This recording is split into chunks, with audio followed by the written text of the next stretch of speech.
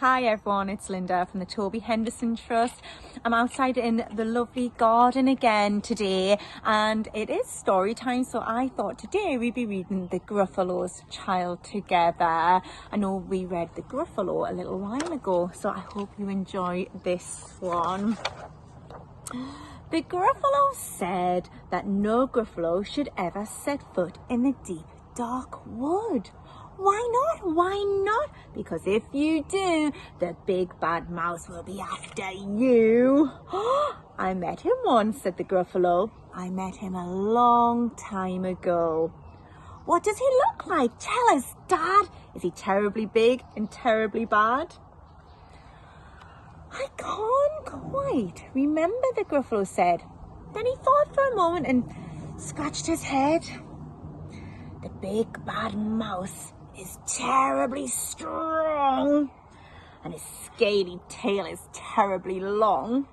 His eyes are like pools of terrible fire, and his terrible whiskers are tougher than wire.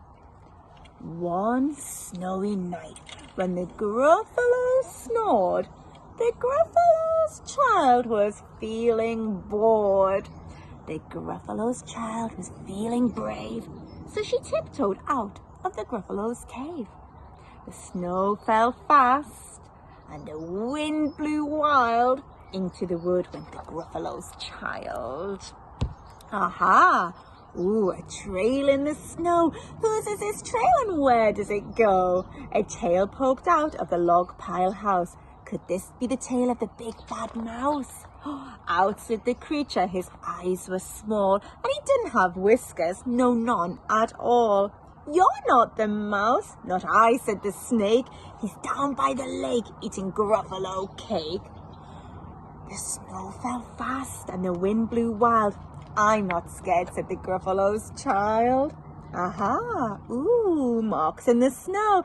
Whose are these claw marks and where do they go? Two eyes gleamed out of the treetop house.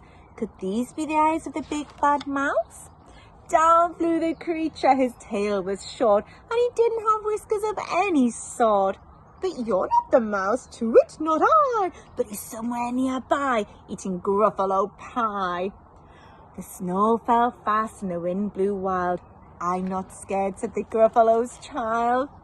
Aha, ooh, a track in the snow. Whose is this track and where does it go? Whiskers at last and an underground house. Could this be the home of the big bad mouse? Out slunk the creatures. His eyes weren't fiery, his tail wasn't scaly, and his whiskers weren't wiry. You're not the mouse. Oh no, not I. He's under a tree, drinking Gruffalo tea. It's all a trick, said the Gruffalo's child as she sat on a stump where the snow lay piled. I don't believe in the big bad mouse, but here comes a little one out of his house.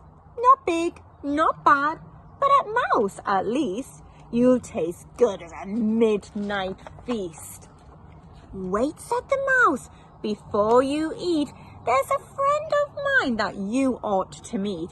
If you let me hop onto a hazel twig, I'll beckon my friend so big and bad. The Gruffalo's child unclenched her fist.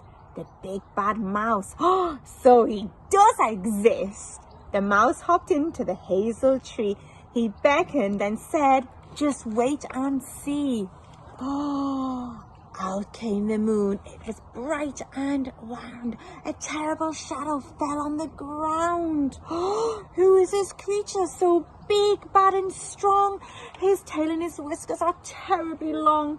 His ears are enormous and over his shoulder he carries a nut as big as a boulder. The big bad mouse, yelled the Gruffalo's child. The mouse jumped down from the twig and smiled. Aha! Ooh, prints in the snow. Whose are these footprints and where did they go? The footprints led to the Gruffalo cave, where the Gruffalo's child was a bit less brave. The Gruffalo's child was a little less bored. And the Gruffalo snored and snored and snored. Oh, that's the end of our story time today. Thank you so much for joining us.